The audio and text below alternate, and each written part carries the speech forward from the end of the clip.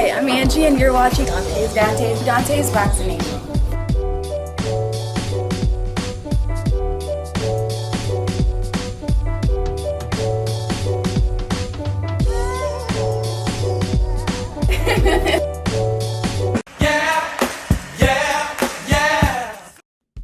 Dante's Boxing Nation, what's going on, guys? So have you guys noticed that when it comes to Noaya Inoue, fans don't even care who he fights? They don't care how big of a draw he is, how many tickets he sells. Surely he's big in Japan, but Japan is the size of California. I mean, do you guys really think that if there was a black fighter from Ghana or Jamaica, and he was one of the best fighters in the world, but he always fights in his native country, and he's not even well known in America, do you think old media and the rest of these non-black fans would be defending him, saying, yeah, people don't really know him that well in America, but he's big in Jamaica, but he's big in Ghana? We know for a fact that if there was a black 122-pound fighter, not only would they not be defending him, but old media wouldn't even be talking about him. You see, Noaya Inoue is on what I call the hope list.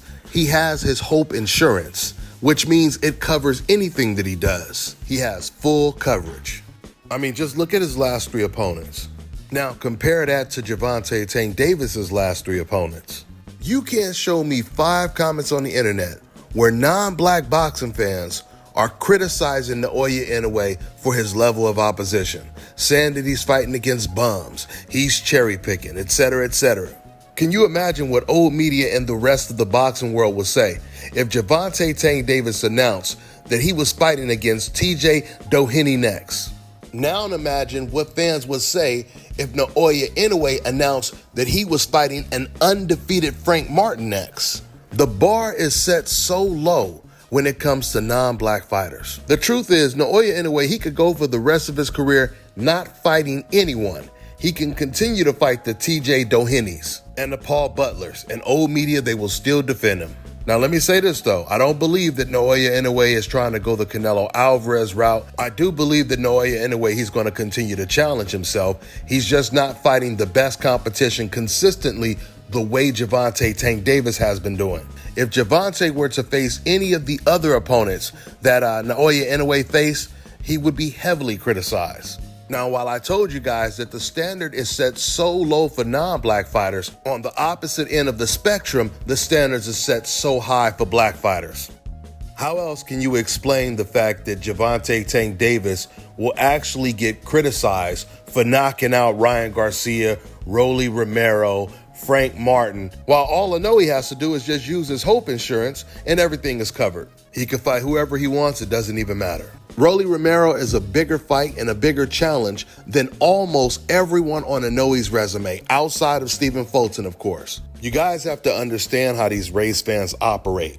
Every single time a black fighter wins, it doesn't matter how good the opponent is, they immediately throw the opponent under the bus just to discredit the black fighter for winning.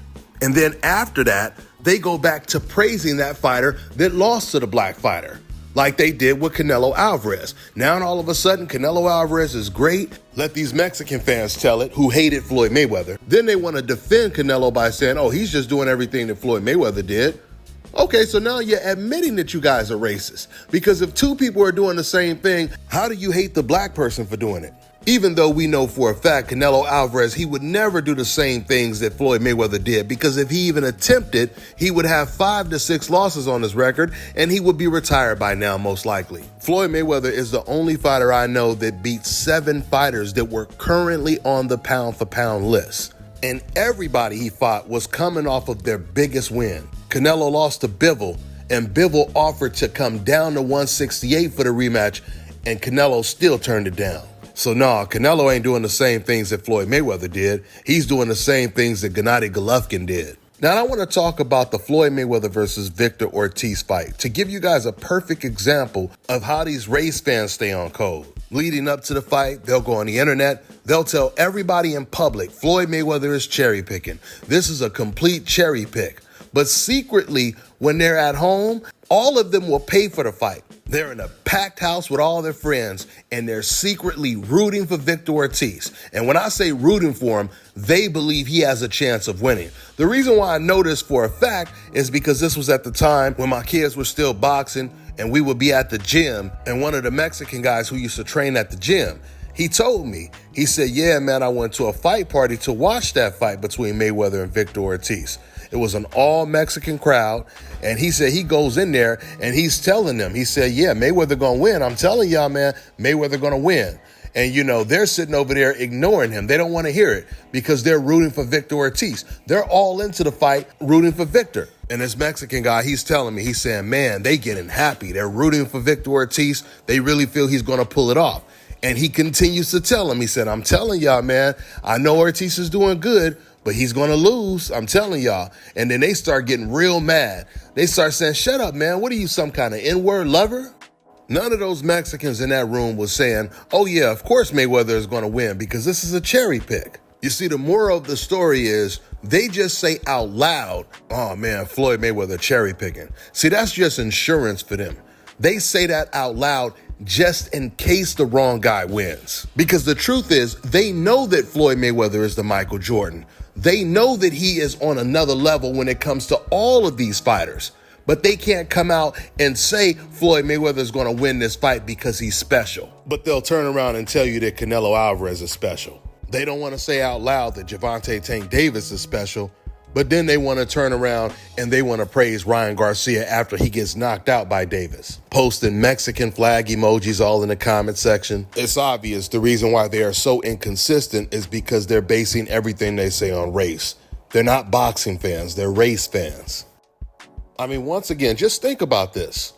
These fights like Mayweather versus Victor Ortiz, Gervonta versus Rolly Romero, these fans in particular, they are filling up their homes, throwing fight parties, watching this fight, hoping everybody is cheering for Rolly Romero. Everyone is cheering for Victor Ortiz. You don't do all of that when you feel your guy has no chance and the guy you hate is going to win the fight. I mean, if you're rooting against Noaya Inoue, nobody is going to throw a fight party to watch Inoue versus TJ Doheny or Paul Butler, right? So it's not a coincidence that every single win Gervonta gets, Shakur gets, Devin Haney gets, Floyd Mayweather gets, Terrence Crawford gets, is met with some type of criticism by these non-black fans, while Noaya Inoue can truly fight whoever he wants, and it is met with silence. That's all I got for now, guys. I'm on to the next one. Let me tell you guys about Issa Israel Law Firm. It is a full-service legal practice based in Denver, Colorado, an emerging hub for combat sports and high-altitude training. If you're a fighter inside or outside of the ring and you need a law firm you can trust to fight for you, visit thefighterfirm.com or email help@iilawfirm.com. Legal representation is usually limited to plaintiffs or defendants in Colorado, but iFirm can help anyone in the world with trademarking their business name, logos, and U.S. immigration issues. This brother has been my attorney for a while and helped guide me through all kinds of business and civil issues, so make sure you guys go to thefighterfirm.com. All right, now check this out, guys. If you're looking to repair eczema scars, burns and bruises, dark spots and blemishes, fever blisters, diabetic ulcers, this right here is the perfect product for you guys. It's called LO Key Face and Body Oil. Athletes and top-ranking boxers, they're also using it after training to reduce swelling, inflammation, and to ease the pain. So get yours today. Go to LODkey.com, like them on Facebook, and follow them on Instagram.